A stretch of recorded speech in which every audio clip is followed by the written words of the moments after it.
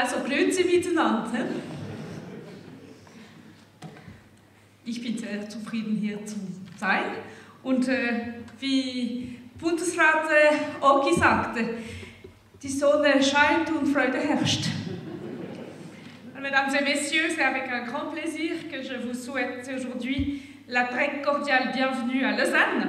Pour la première fois en Suisse romande, et j'appris, c'est dire que le choix est excellent, de venir dans le canton de Vaud pour votre conférence annuelle que nous sommes honorés d'accueillir dans cette salle de Paderewski. Le programme et la qualité des invités laissent présager une journée passionnante de présentation et de discussion, mais malheureusement, comme je vous l'ai dit, Monsieur le Président, je n'aurai pas le plaisir de les suivre parce qu'aujourd'hui siège le Grand Conseil vaudois, le Parlement, et je défends un grand projet de tram, puisque le tram a quitté le canton de Vaud dans les années 60. Il a fallu déconstruire le tram pour laisser la place à la voiture. Et maintenant, nous faisons le contraire, donc vous voyez que l'histoire se répète.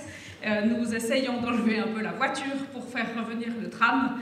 Et c'est aujourd'hui que nous discutons cela au Parlement, si bien que je ne pourrai pas assister à votre journée de débat et je le regrette. Les principes défendus par votre association sont évidemment admirables et ils ne peuvent, sur le principe, que susciter l'adhésion.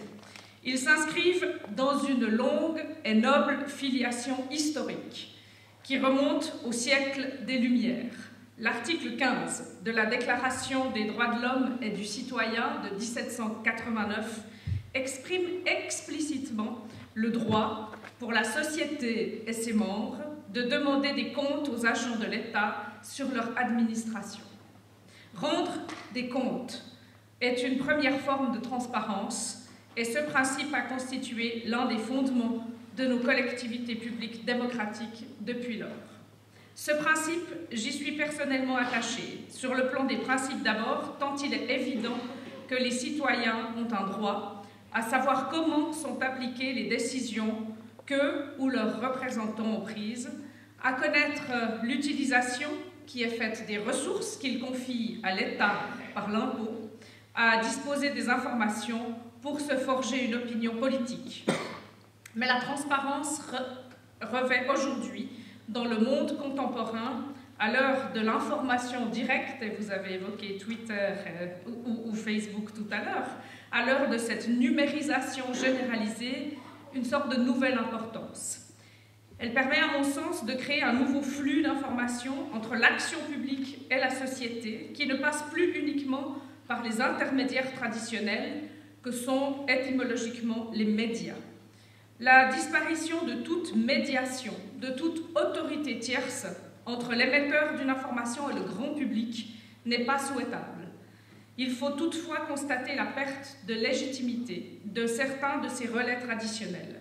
Les grands journaux, les chaînes audiovisuelles principales ne font aujourd'hui plus autant autorité qu'il y a quelques années encore. Il faut constater cette évolution, mais il ne faut pas forcément ni s'en réjouir ni se résigner. L'ordre ancien, parfois trop hiérarchique, qui laissait le monopole de l'expression publique et parfois de l'interprétation politique des faits à une petite minorité autorisée, les médias, n'a pas vocation à laisser inévitablement sa place à une autre sorte de chaos informationnel indifférencié. La coexistence anarchique de contenu n'est pas la liberté, au contraire, elle est la condition même de l'aliénation et déplorera des effets négatifs, d'abord sur celles et ceux qui disposent le moins sur le plan individuel de capacité à filtrer et de trier l'information. Contre la résignation, j'estime que des solutions existent. Les mécanismes qui émergent sur Internet pour faire émerger du consensus, y compris sur la véracité ou la précision des informations, l'illustrent. Mais l'État, au sens large, peut aussi apporter sa pierre à l'édifice et il peut le faire à travers la transparence.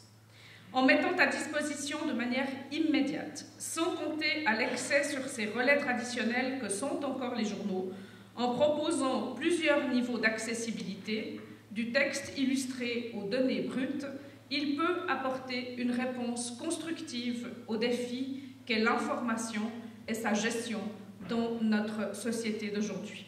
J'en suis convaincue, la transparence et l'ouverture des données et des connaissances des collectivités auront un rôle fondamental à jouer dans une société de l'information qui fonctionne pour tous.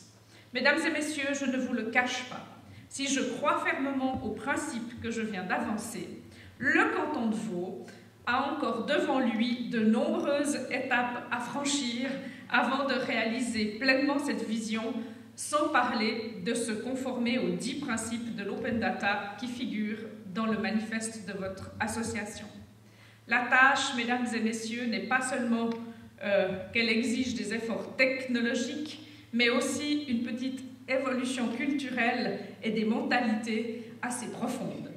Face à elle, nous devons rester donc humbles, et c'est en toute modestie que nous tâcherons de tirer de votre journée, d'ailleurs à laquelle participent quelques employés de l'État de Vaud, et je les salue, eh bien, à laquelle nous essayerons de tirer des enseignements utiles pour progresser, parce que pour qui croit au progrès, c'est toujours enthousiasmant.